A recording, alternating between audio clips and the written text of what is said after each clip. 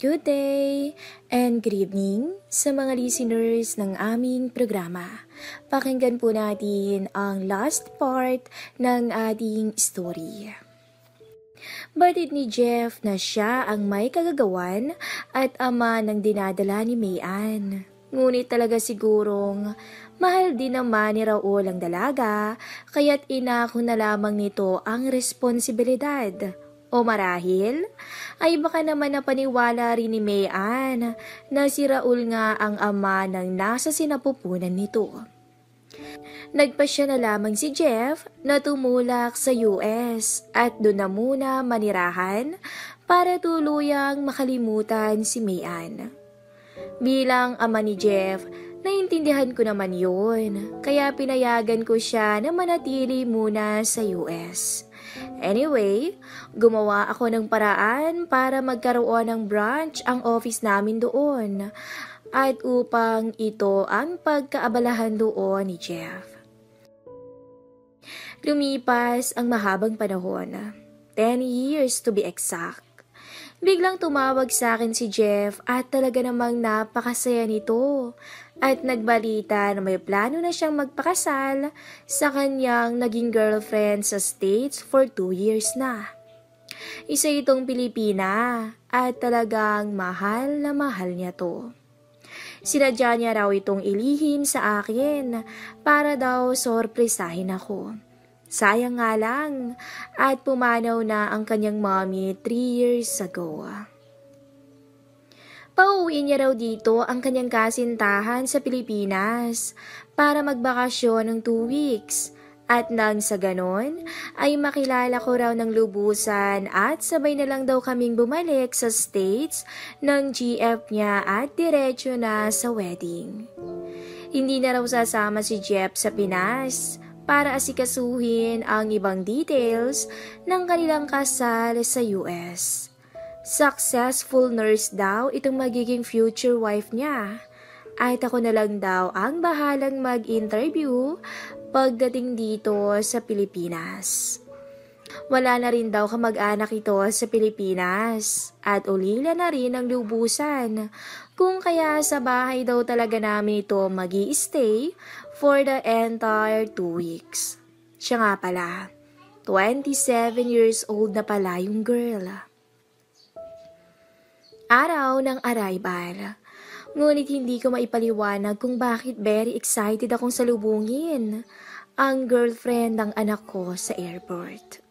Nagbigay lang ng description si Jeff sa kasuotan ng dalaga at physical appearance nito. Isa lang ang natatandaan ko sa sinabi niya.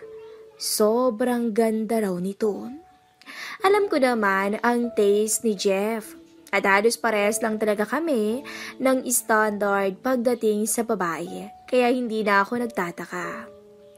Nang dumating ang flight nito at nagsimula ng maglabasan ang mga pasahero, ay agad kong napansin ang isang napakaganda at sexing babae. Talagang angat ito sa ibang mga kasabayan niya. Mas may dating pa nga to sa mga flight stewardess eh. Buti na lang at tumugma ang description ni Jeff sa kasuotan niya. Good morning po. Kayo po ba yung father ni Jeff? Tanong ng dalaga paglapit sa akin. Oh my God talaga ako. Yun ang tangi kong nasabi sa aking sarili at pansamantalang hindi ako nakakilos sa kinakatayuan ko. Hello sir, I'm Catherine Acosta. Lalo akong kinabahan ng gusto sa pagpapakilala niya.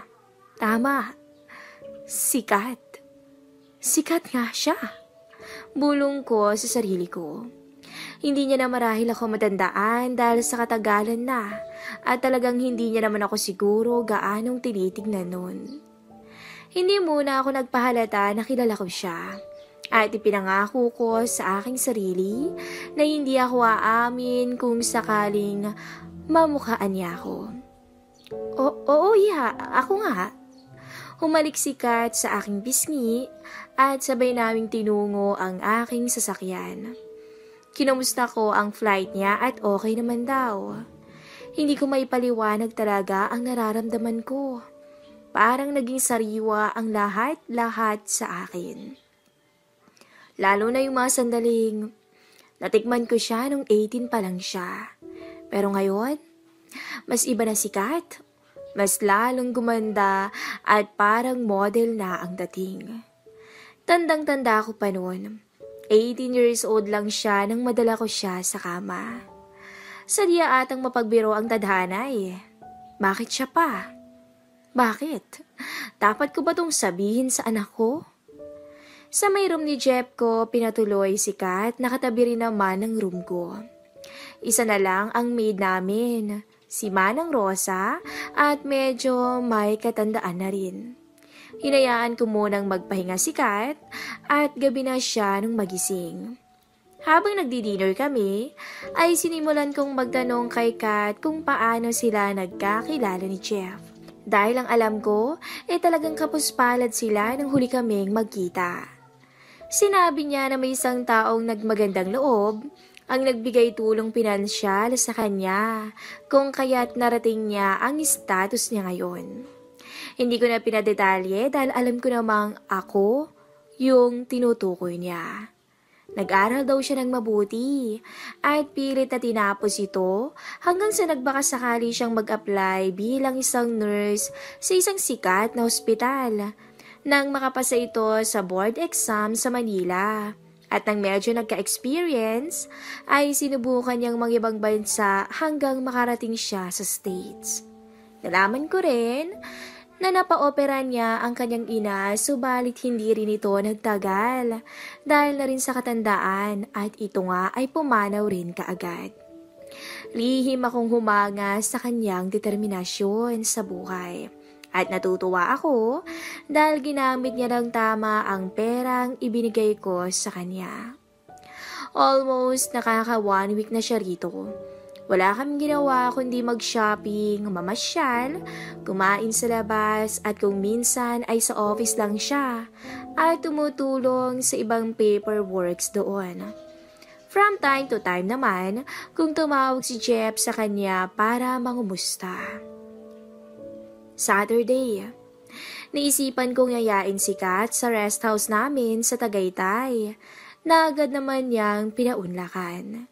Dito pa lang sa Manila ay namili na kami ng grocery para may supply na kami roon. Tamang-tama at December noon malamig sa Tagaytay. Bumili rin kami ng ilang bottles ng hard drinks para pampainit kung sakaling sobra talaga ang lamig. Nang makarating na kami sa rest house ay biglang naalala ni Kat ang kanyang cellphone. Naiwan niya yata sa bahay, kung kaya't walang way ngayon para makontak siya ni Jeff. Okay lang naman siguro yun. Tomorrow night ay babalik na rin naman tayo sa Maynila ang sinabi ko kay Kat. At nang matapos kaming mag-dinner, ay niyaya ko siyang doon kami sa may terrace. Overlooking kasi to at kitang-kita ang mga ilaw na parang mga bituin sa baba. Dalawa lang kami sa rest house na yun. May isang sofa chair sa terrace at pangdalawahan lang to. Kasyang-kasya lang talaga kaming dalawa doon. Nauna akong naupo bago siya. Kaya ako ang nakasandal sa sofa bago humilig si Kat sa aking mga braso. Binuksan ni Kat ang isang wine at kumuha ng isang kopita. Salitan lang kami sa pag-inom dito. Panay lang ang kwentuhan at biruan namin ni Kat at hindi namin namamalaya na parang tinatamaan na kapwa kami ng espiritu ng alak. Sa ngayon ay sa may dibdib ko na nakasandal si Kat at ako naman ay nakayakap na sa bewang niya. Sa totoo lang, ay palakas na ng palakas ang tibok ng aking puso. Shit, kung alam mo lang sana Kat, na muntik na kitang minahal noon at magtaksil sa misis ko. Sa isip-isip ko. Pero ngayon, eto siya at nasa piling ko na naman. At solong-solo ko na naman siya. Higit sa lahat, byudo na at malaya na ako. Alam kong mali. Mali talaga dahil ang magiging karibal ko naman ay si Jeff. ang sarili ko pang anak. Tumayo sandali si Kat at itinurn on ang component. Love song at very romantic ang kanyang isinalang na CD. Agad siyang bumalik sa kinauupuan ko at niyaya niya akong samahan ko raw siyang magsayaw. Hindi naman ako nakatanggi at ako'y tumayo upang paunlakan siya. Sa totoo lang, medyo manipis ang kasuotan ni Kat na pangtulog. Kung kaya't damang-dama ko ang kanyang makalusugan sa harapan nang kami ay magdikit at magyakapan para sumayaw. Sweet ang aming sayaw at dala marahil din ang very romantic music na naririnig sa paligid at ng malamig na simoy ng hangin, kaya para bang may nag-uudyok sa akin na lumagpas sa aming limitasyon. Sinubukan kong medyo higpitan ang pagkakayakap ko kay Kat. Parang pumulupot na ako sa kanya. Medyo nabigla ako nang ginantihan rin naman niya ito ng yakap. Lapat na ang aming mga katawan. Mahigpit. Halos wala ng puwang o maliit na pagitan man lang. Nagsimula akong paglakbayin ang aking mga palad sa kanyang likuran.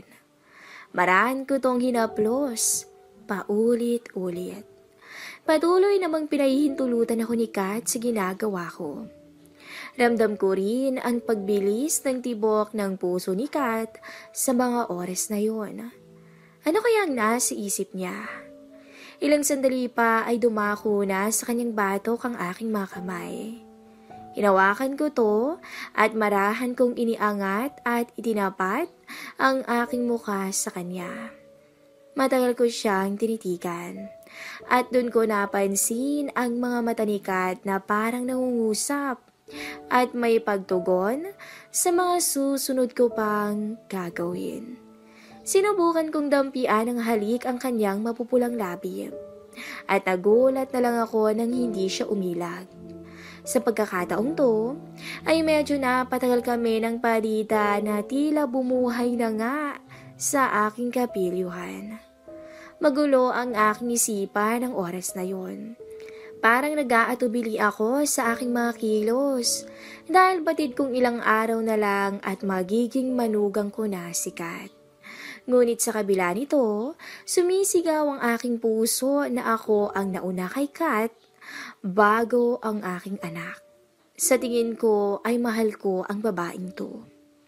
Lalo akong nagdelihiryo at nawala sa katinuan nang ibaba na nga ni Kat ang zipper ng aking pantalon. Sa sandaling yon ay hindi ko na napigilan ang aking sarili. Pinuhat ko siya papasok sa isang kwarto. Nang makarating na kami sa loob, ay maraan ko siyang ibinaba sa kama. Binuksan ko ang lampshade bago ko tinabihan si Kat sa kama. Muli naming tinugunan ang halik ng isa't isa. Biglang nag-flashback sa aking isipan kung paano ko siya unang nakuha ng buo noong siya ay bata-bata pa. Marami pa sana akong gustong gawin sa kanya noon. Kaya nga lang ay hindi ko na nagawa dahil nabigla ako nang malaman kong ako pala ang first time niya. Dati ay napaghinalaan ko agad si Kat na isang bayarang babae. Hinusgahan ko agad siya. Pero ngayon ay parang gusto ko na naman siyang husgahan at paghinalaan. Ibig bang sabihin sa nangyayari sa amin ni Kat ngayon ay hindi ito magiging tapat sa aking anak pagdating ng araw? O kaya naman, ay baka talagang naging pariwalang babae na to nang tuluyang matapos ko siyang pagsawaan ng isang gabi bago pa siya nakilala ng anak ko. Maya-maya pa ay bumangon si Kat at siya na mismo ang nagtanggal ng kanyang suot. Wala siyang itinira na kahit na ano at sandali siyang tumayo sa aking harapan. Halos lumuwa ang aking mga mata sa kagandahang nakatambad ngayon sa aking harapan. Bahagyang nakalimutan ko kung ano man ang aking iniisip kanina at nagbalik ang aking pagkatakam kay Kat. Tinanggal ni Kat ang aking t-shirt At maya-maya pa ay ang pajama ko na ang kanyang unti-unting hinahatak pa ibaba. Muli siyang sumampa sa higaan at dumapa siya sa aking harapan. Damang-dama ko ang init ng kanyang hininga nang magtapat ang aming mga mukha. Sa puntong yun ay hindi ko na talaga mapigilan ang aking sarili sa uhaw na bumabalot sa aking pagkatao.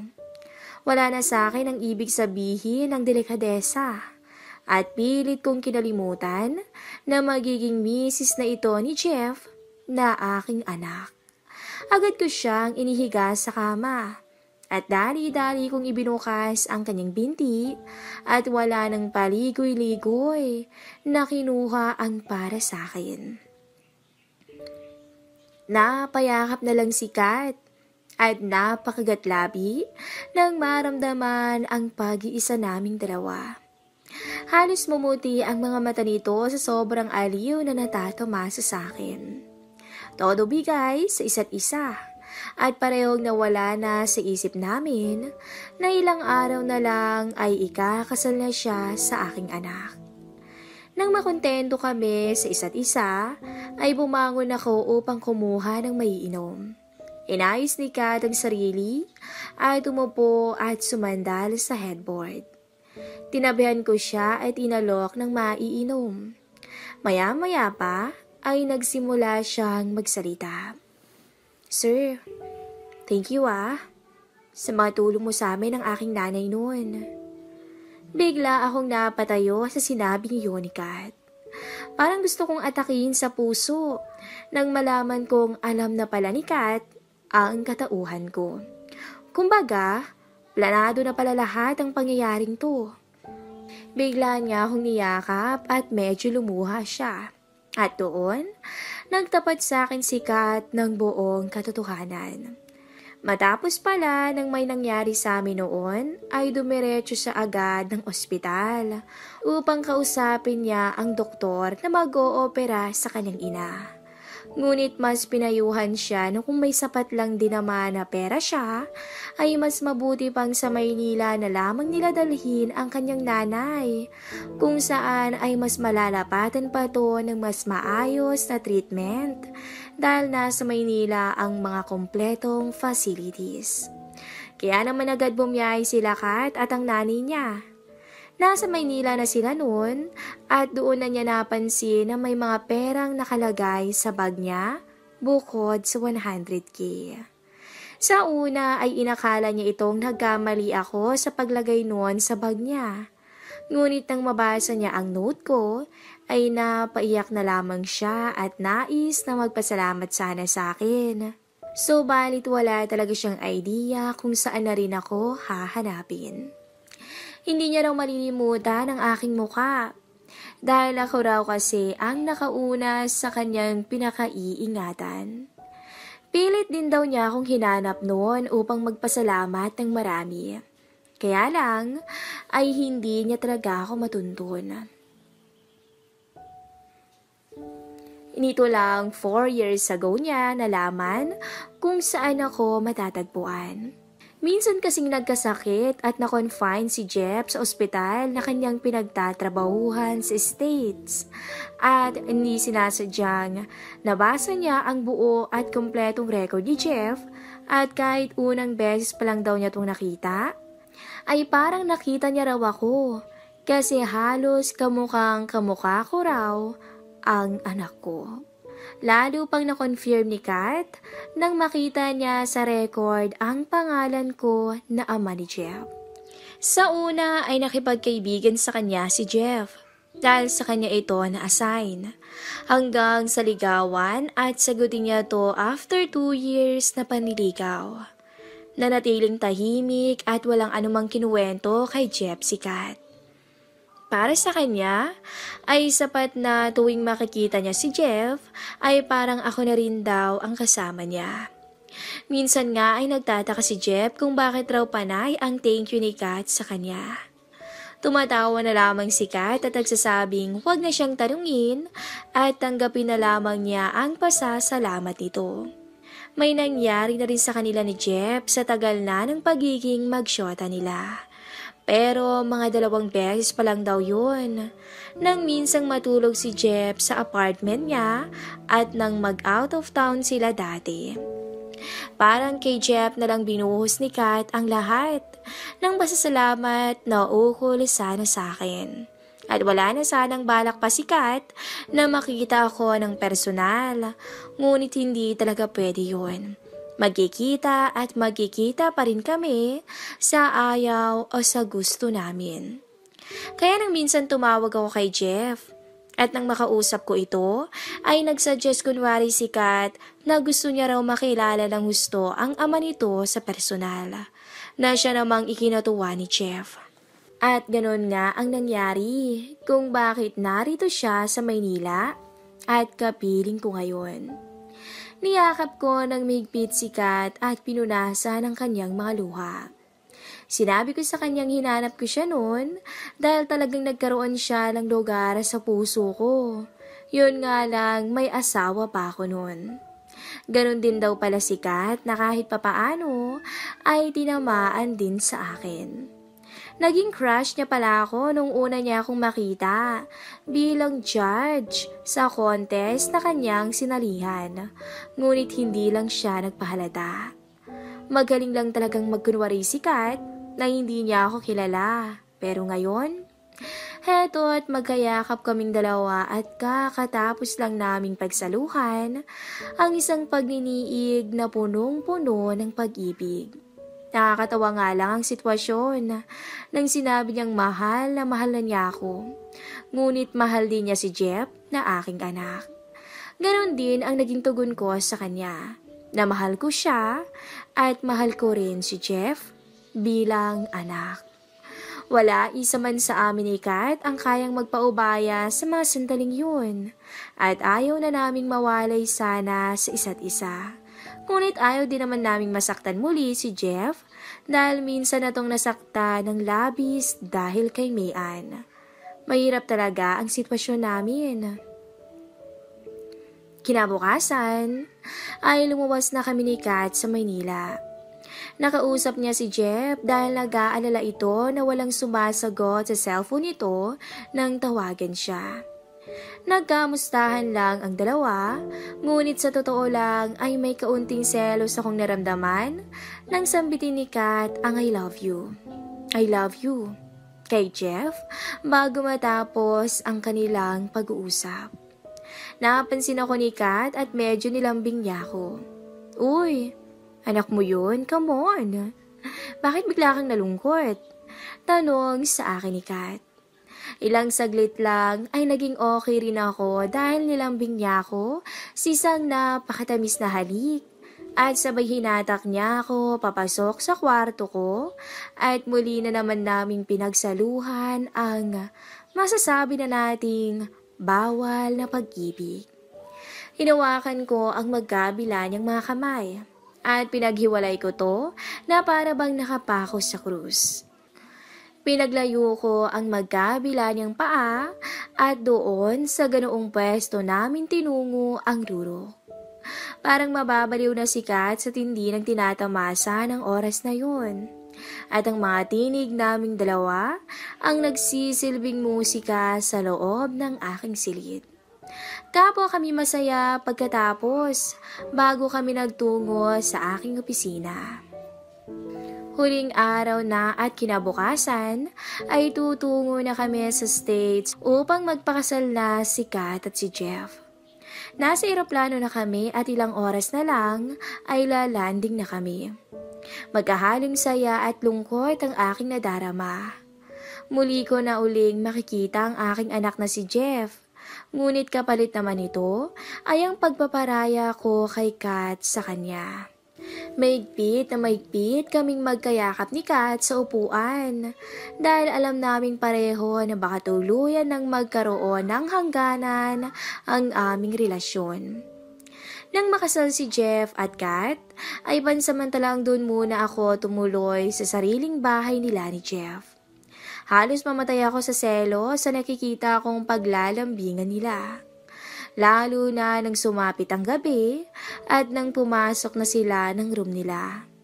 Halos tumulo ang luha ko nang medyo naririnig ko pa ang kanilang mga pigil na boses at daing sa kabilang kwarto habang sila ay abala sa kanilang honeymoon. Kinaumagahan, huling araw ko na sa States. Maagang nagising ang bagong kasal. Hindi makatingin sa akin ang tuwid si Kat.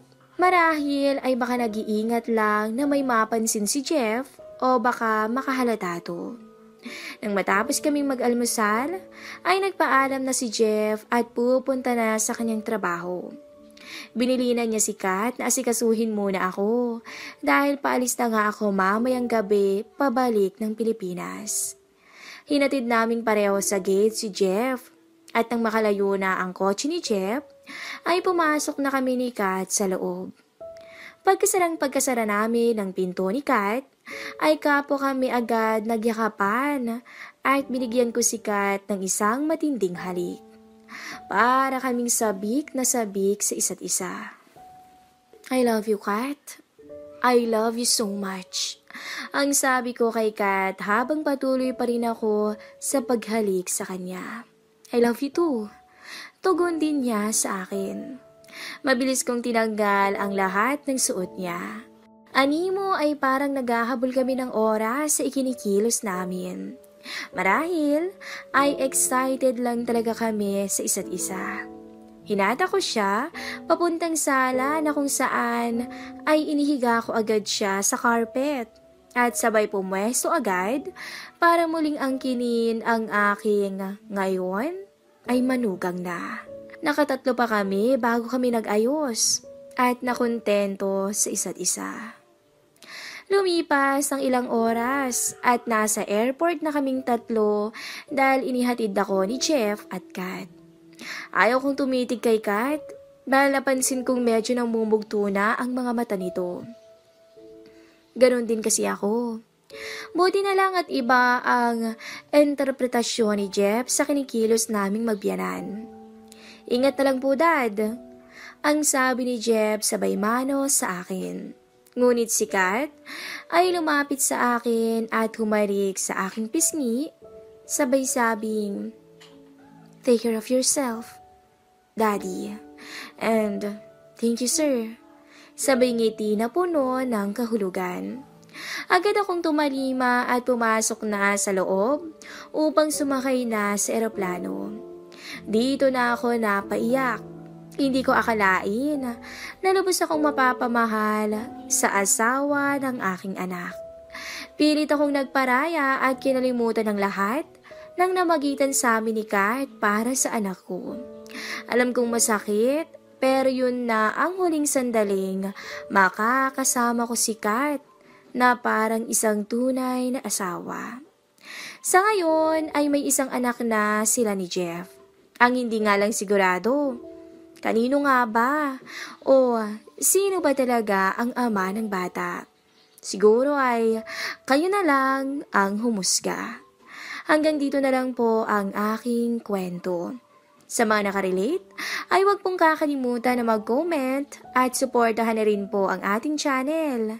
I-like at i-subscribe ang aming YouTube channel. Thank you!